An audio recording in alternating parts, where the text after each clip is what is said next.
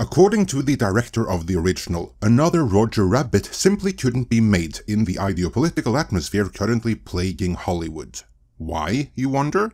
Well, take a good look at Jessica Rabbit and make one guess. Or better yet, make that two. I'm not bad. I'm just drawn that way. Let's dive into the history of Roger Rabbit and why it can't get a sequel.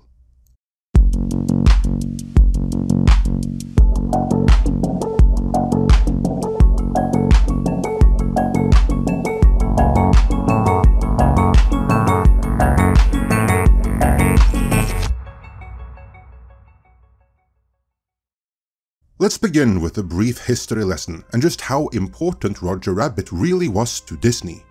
In the 1980s, Disney was not the company they are today. In fact, as dire as things may appear for Disney today, they were on the brink of being sold off piece by piece back then. You see, during the 1970s and early 80s, Disney had gambled on more adult-oriented audiences with films like The Black Hole, Something Wicked This Way Comes, The Devil and Max Devlin.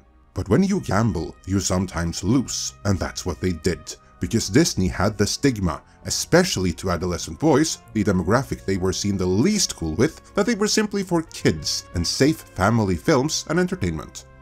Making matters even worse, all of the animated features the company was known for were also underperforming at this time. Disney's fortunes changed in the mid-80s though, at which point they were kept afloat by not just the parks, but the newly created adult studio arm Touchstone Pictures. Created in 1984, the brainchild of then CEO Ron W. Miller in the wake of the new PG-13 rating being adopted by the industry. The idea with Touchstone was that Disney could produce more adult-oriented films without it being too associated with the more family-friendly Disney banner, and with Touchstone, they would go on to succeed where they had failed in previous years. They saw early hits with Splash, Down and Out in Beverly Hills, Adventures in Babysitting, and their first R-rated film, Ruthless People, in the first few years.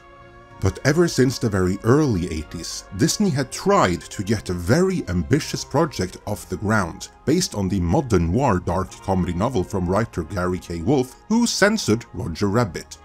The story involves a private investigator by the name of Eddie Valiant, who inhabits a world where comic strip characters and humans live side by side. When popular comic strip character Roger Rabbit is killed, his stunt double enlists the help of Valiant to help solve the crime. Thank you, Mr. Valiant. I'll guard them with my life. And knock off the Mr. Valiant stuff. Call me Eddie like everybody else. Oh yeah.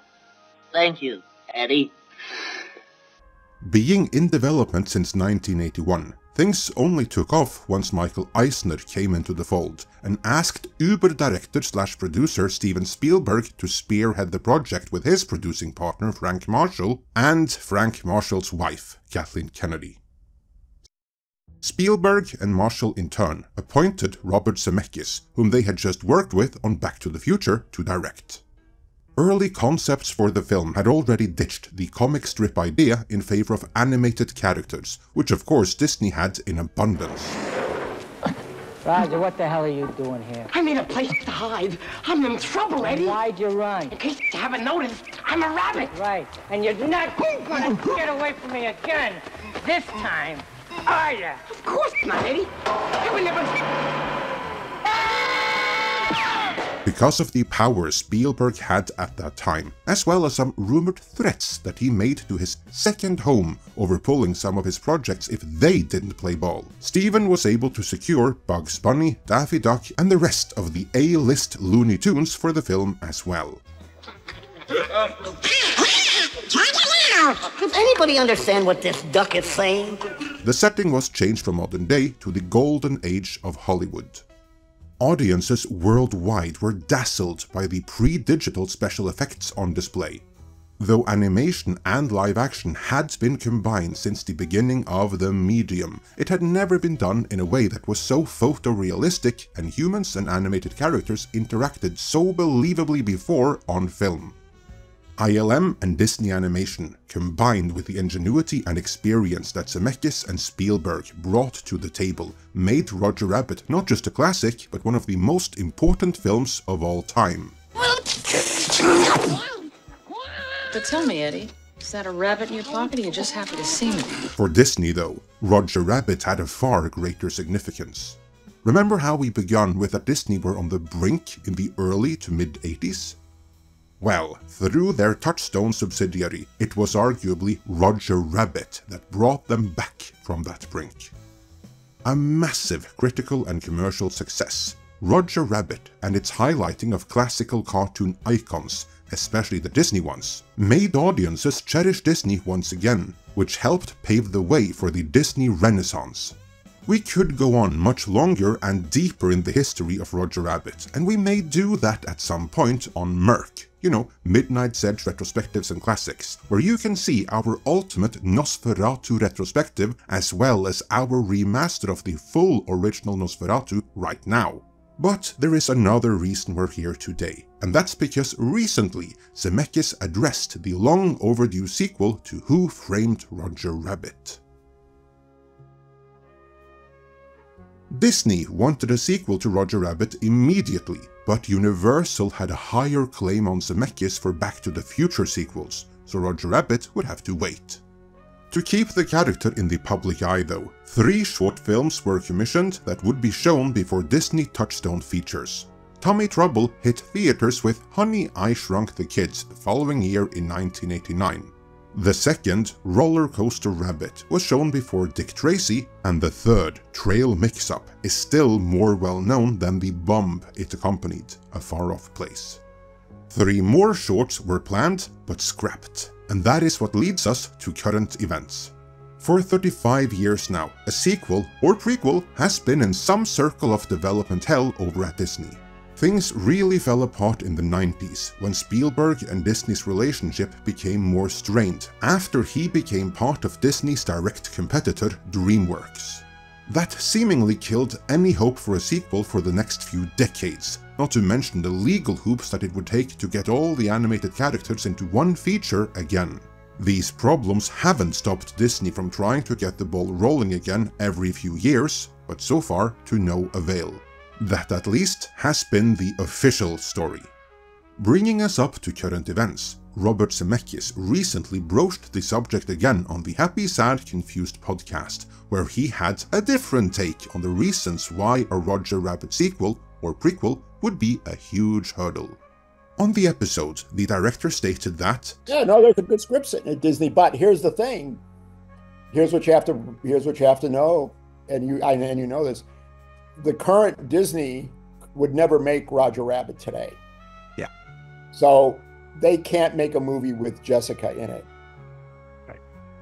So there's very little. So the Seaman and Price sequel script isn't ever going to see the light of day, as good as it is. Really. Considering how important Jessica was to cracking the original case, I gotta say, that is a bit messed up. But never mind me, Zemeckis continued. Because, I mean, look what they did to Jessica at the theme park. They trussed her up in a trench coat, you know. Entertainment Weekly did a write-up about the conversation, stating, according to Zemeckis, it isn't necessarily the murder, kidnapping, voyeurism, drug use, or crooked cops and politicians that today's House of Mouse would object to, but Jessica's scandalous sartorial sensibility. Zemeckis also elaborated on the miraculous timing that allowed Who Framed Roger Rabbit to go forward in the first place. We were able to make it right at the time when Disney was ready to rebuild itself. Right. Well, we were there when the new regime came in, and they were full of energy, and they wanted to do. And then I kept saying, and I sincerely say this, and I do believe this, and I say, I'm making Roger Rabbit the way I believe Walt Disney would have made it. And the reason I say that is because Walt Disney never made any of his movies for children. He always made them for adults. And that's what I decided to do with Roger Rabbit. Rather than trying to temper the film's racier elements, Zemeckis embraced them. And he knew before the film was even released that this gamble would pay off. and the thing that you have to understand is, and this was funny because one time we did a test preview with just moms and kids. Right. And I was terrified because I didn't, these kids were like 5 and 6 years old. They absolutely were riveted to the movie. And I realized that, the thing is, the kids get everything. They understand it. They get it. You don't have to. I think the thing that Walt Disney never did was he never talked down to the children in his movies. He treated the kids like they were adults. As for the potential sequel, in 2016, Zemeckis called Seaman and Price's sequel script magnificent, explaining that it follows Roger and Jessica into the next few years of period film, moving on from film noir to the world of the 1950s. Acknowledging Hoskins' death in 2014, Zemeckis conceded that it would be very hard to do, but we would do a digital Bob Hoskins. But even then, he noted that the current corporate Disney culture has no interest in Roger, and they certainly don't like Jessica at all. Given the worldview that has been expressed by Disney in the latter Bob Iger years, that should hardly surprise anyone. But there are some specific examples pertaining to this case. Back in 2021, Disney decided to do to Jessica what it tends to do with any heterosexual woman, or well, any women for that matter. Back in 2021, Jessica was altered in the Roger Rabbit cartoon spin attraction. Fans noticed that she was no longer a damsel in distress, but a detective, and one covered from top to toe at that. It was later uncovered and reported on by the likes of our good friends over at that park place that the initial plan was to refurbish the ride into a new DuckTales theme, like they did with Splash Mountain. It would appear that the lockdowns got in the way of those plans, which only goes to show that Jessica was the problem all along, and a compromise was met. As for Zemeckis, he is about as happy about the changes to Jessica and the use of Roger Rabbit as most other fans, which is to say, not at all.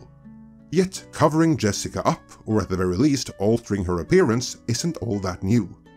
All of the merchandising for the original film and most promotional material, especially anything for children like coloring books, storybooks and stuff like that, saw Jessica's assets somewhat reduced, kinda like what they did to Lindsay Lohan in the Herbie movie.